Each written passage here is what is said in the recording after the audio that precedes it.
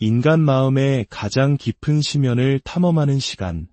오늘 우리는 종종 오해받고 또 쉽게 단정 지어지는 한 가지 상태에 대해 이야기해보고자 합니다.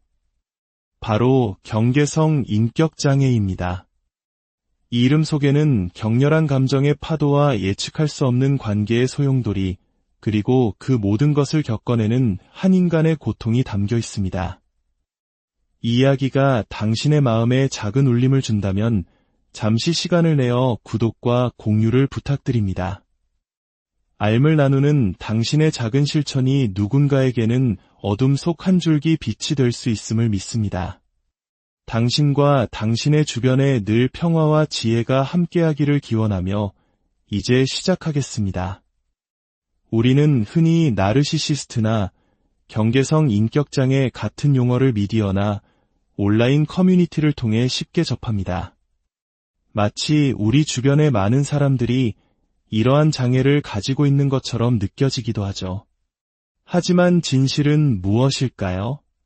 심리학계의 정밀한 통계를 들여다보면 현실은 우리의 생각과 사뭇 다릅니다.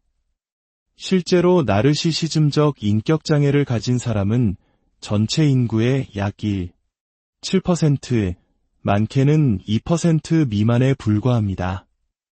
이는 우리가 만나는 100명의 사람 중 한두 명 정도에 해당한다는 의미입니다. 경계성 인격장애 역시 비슷한 수치를 보입니다. 특히 경계성 인격장애가 여성에게 훨씬 더 많이 나타난다는 것은 오래된 편견이자 오해입니다. 과거에는 진단 과정에서의 성편향과 남성들의 낮은 보고율로 인해 여성 환자가 75%에 달한다는 보고가 있었지만 2000년대 이후의 연구들은 남성과 여성의 비율이 거의 1대1에 가깝다는 것을 보여줍니다. 이것은 특정 성별의 문제가 아닌 인간 보편의 고통 중 하나임을 시사합니다. 그렇다면 경계성 인격장애란 정확히 무엇일까요? 이것은 우리가 아는 가장 심각한 정신질환 중 하나로 분류됩니다. 이 분야의 선구자인 오토 컴버그 박사는 경계성 인격장애와 나르시시즘적 인격장애가 사실상 동전의 양면과 같다고 설명했습니다. 두 장애 모두 깊은 내면의 상처에 대한 방어기제에서 비롯되며 그 뿌리는 매우 가깝게 연결되어 있다는 것입니다. 심지어 두 장애 모두 정신증, 즉 현실과 환상을 구분하기 어려운 상태의 경계선에 아슬아슬하게 서 있다고 보았습니다. 조현병과 같은 정신증이 우리가 아는 가장 극단적인 형태의 정신질환임을 감안할 때 경계성 인격장애가 얼마나 심각한 내면의 고통을 동반하는지 짐작할 수 있습니다. 이 장애를 이해하기 위해서는 남성과 여성 모두에게 공통적으로 나타나는 7가지 핵심적인 임상적 특징을 살펴봐야 합니다. 첫째는 정서적 불안정성입니다. 이것 없이는 경계성 인격장애를 진단할 수 없을 정도로 가장 핵심적인 특징입니다. 마치 홍수를 막는 댐이 무너진 것처럼 긍정적이든 부정적이든 모든 감정이 개인을 압도해버립니다. 감정의 경랑에 휩쓸려 일상적인 기능이 마비되고 스스로 감정을 멈추거나 방향을 바꾸는 것이 불가능해집니다. 그들은 말 그대로 감정 속에 잠겨버립니다. 둘째는 기분 반응성입니다. 이는 흔히 조울증으로 오해받는 부분이기도 합니다. 극심한 우울감과 비정상적인 행복감이 빠르게 교차하는데 조울증이 며칠, 몇 주, 심지어 몇 달에 걸쳐 기분 변화가 일어나는 것과 달리 경계성 인격장애에서는 단 몇 분 혹은 몇 시간 만에 천국과 지옥을 오갑니다. 셋째는 격렬한 대인관계입니다. 이들의 관계는 늘 드라마틱하고 불안정합니다. 관계 초반에는 놀라울 정도로 빠르게 헌신을 맹세하지만 그 관계를 평온하게 유지하는 데에는 큰 어려움을 겪습니다. 이 모든 것의 기저에는 불안정성이라는 단 하나의 키워드가 존재합니다. 감정, 기분, 관계, 정체성 등 삶의 모든 영역이 불안정한 것이 이 장애의 본질입니다. 이러한 불안정한 관계의 원인 중 하나는 분열이라는 유아기적 방어 기제에 있습니다. 분열은 세상의 모든 사람과 상황을 완전히 좋은 것과 완전히 나쁜 것이라는 흑백 논리로만 보는 사고방식입니다. 회색지대는 존재하지 않습니다. 이 때문에 관계는 이상화와 평가절하라는 극단적인 사이클을 반복하게 됩니다. 처음에는 상대방을 완벽하고 흠없는 존재로 이상화합니다. 직장 동료든 친구든 연인이든 말이죠. 하지만 그 비현실적인 기대의 상대가 조금이라도 미치지 못하면 극심한 실망과 함께 상대를 가차없이 평가절하하며 완전히 나쁜 존재로 낙인 찍어버립니다. 어제는 세상에 둘도 없는 천사였던 사람이 오늘은 용서할 수 없는 악마가 되어버리는 것입니다. 넷째는 두 개의 상반된 불안입니다. 경계성 인격장애를 겪는 사람들은 서로 모순되는 두 가지 거대한 불안에 동시에 시달립니다.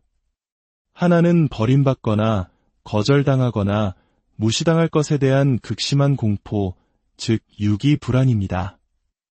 이 불안이 엄습하면 상대에게 필사적으로 매달리고 집착하는 모습을 보입니다. 하지만 역설적으로 상대방이 그 사랑에 화답하고 친밀감을 표현하며 다가오면 이번에는 상대에게 흡수되어 자아가 사라져 버릴 것 같은 함몰 불안을 느낍니다. 친밀함이 오히려 숨막히는 감옥처럼 느껴져 상대를 밀어내고 도망치고 싶어지는 것입니다.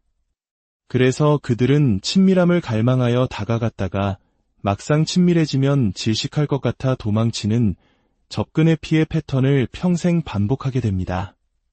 다섯째, 여섯째, 일곱째 특징은 바로 정체성 혼란, 충동성과 무모함, 그리고 만성적인 공허함과 부적절한 분노입니다.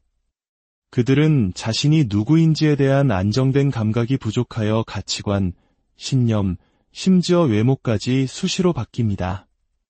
마치 만화경처럼 예측할 수 없게 변하죠. 또한 행동의 결과를 고려하지 않고 충동적으로 행동하는 경향이 있으며 이는 약물 남용, 무분별한 소비, 위험한 성관계 등으로 이어질 수 있습니다. 그리고 그들의 내면 깊은 곳에는 무엇으로도 채워지지 않는 만성적인 공허감이 자리 잡고 있으며 이 공허함은 때때로 통제 불가능한 분노로 폭발하기도 합니다. 그렇다면 이토록 고통스럽고 파괴적인 관계를 형성하는 경계성 인격장애를 가진 사람들에게 왜 어떤 사람들은 강력하게 끌리는 것일까요? 특히 일부 온라인 커뮤니티에서 주장하듯 그들의 파트너가 되는 남성들은 그저 미친 여자의 무력한 희생양일 뿐일까요? 놀랍게도 경계성 인격장애를 가진 사람에게 숙명처럼 끌리는 유형의 사람은 바로 나르시시스트입니다. 이 두 유형은 병리적인 수준에서 완벽한 한 쌍을 이룹니다. 그 이유는 복합적입니다. 첫째, 경계성 인격장애를 가진 사람은 자신의 내면 통제권을 파트너에게 넘겨주는 경향이 있습니다. 자신의 감정을 조절하고 기분을 안정시키고 심지어 현실을 판단하는 역할까지 상대에게 맡겨버립니다. 이것은 나르시시스트의 과대망상과 지배욕을 완벽하게 충족시켜줍니다. 나르시시스트는 구원자, 치유자, 스승, 리더의 역할을 맡아 숭배받기를 원하고 경계성 인격장애를 가진 사람은 바로 그 완벽한 숭배자이자 신도가 되어주는 것입니다. 반대로 경계성 인격장애를 가진 사람은 바위처럼 흔들림 없고 절대적인 자신감을 가진 존재를 갈망합니다. 거친 현실로부터 자신을 보호해주고 이상화해주며 구원해줄 신과 같은 존재를 찾는 것이죠. 나르시시스트는 관계 초반, 이른바 러브바밍 단계에서 이 역할을 완벽하게 연기해냅니다. 서로가 서로의 병리적 판타지를 완벽하게 충족시켜주는 이른바 상호 이상화 과정이 일어나는 것입니다. 둘째, 그들은 같은 종류의 상처를 공유하고 있습니다. 나르시시스트와 경계성 인격장애 모두 기능이 제대로 작동하지 않는 역기능적인 가정에서 성장한 경우가 많습니다. 방임, 유기, 정서적 부재와 같은 소극적 학대이든 과잉보호, 정서적 착취, 부모로부터의 분리 실패와 같은 적극적 학대이든 그들은 비슷한 환경에서 형성된 깊은 상처를 가지고 있습니다. 그래서 그들은 서로를 본능적으로 알아봅니다. 내 인생에서 이렇게 나를 이해해준 사람은 없었어 라고 느끼는 것이죠. 하지만 이들의 관계는 결코 행복하게 끝나지 않습니다. 관계가 깊어질수록 경계성 인격장애를 가진 사람의 함몰 불안이 작동하기 시작합니다. 상대방과의 친밀함이 자신을 삼켜버릴 것이라는 공포에 휩싸여 그들은 나르시시스트를 버리거나 공격하거나 상처를 주며 도망칩니다. 결국 이들의 관계는 서로의 상처를 확인하고 더욱 깊게 후벼 파는 비극으로 끝나는 경우가 대부분입니다. 그렇다면 심리적으로 건강한 사람들은 왜 경계성 인격장애를 가진 사람에게 매력을 느끼기도 할까요? 일부 사람들은 그들의 드라마틱한 삶에 끌립니다. 예측 불가능하고 스릴 넘치고 강렬한 그들의 모습은 단조로운 일상에 지친 사람들에게 마치 영화 속 주인공이 된 듯한 착각을 불러일으킵니다. 어떤 이들은 구원자 콤플렉스를 가지고 있습니다. 끊임없이 자신을 필요로 하고 의지하고 자신을 통해 치유받고 구원받기를 원하는 상대에게서 자신의 존재 가치를 확인하는 것이죠. 경계성 인격장애를 가진 사람보다 더 당신을 필요로 하는 사람은 없을 테니까요. 하지만 명심해야 할 것은 경계성 인격장애를 가진 사람과의 관계는 당사자뿐만 아니라 파트너에게도 지대한 영향을 미친다는 점입니다.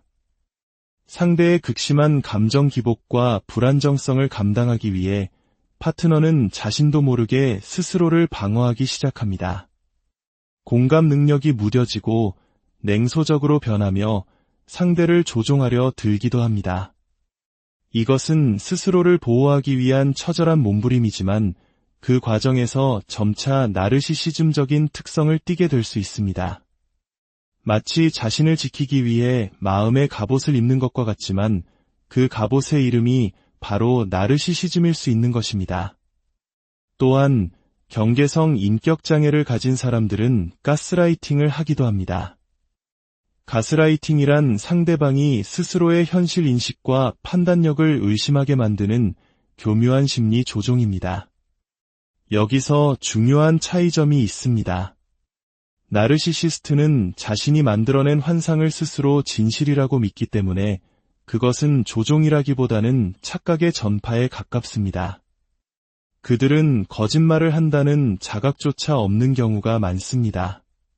하지만 경계성 인격장애를 가진 사람들은 버림받을 것이라는 극심한 공포 때문에 의도적으로 현실을 왜곡하고 거짓말을 합니다. 예를 들어 외도를 하고 와서 증거를 내미는 파트너에게 당신이 의심이 너무 많고 비정상적이라서 그렇게 보이는 것뿐이라며 적반하장으로 나오는 식이죠.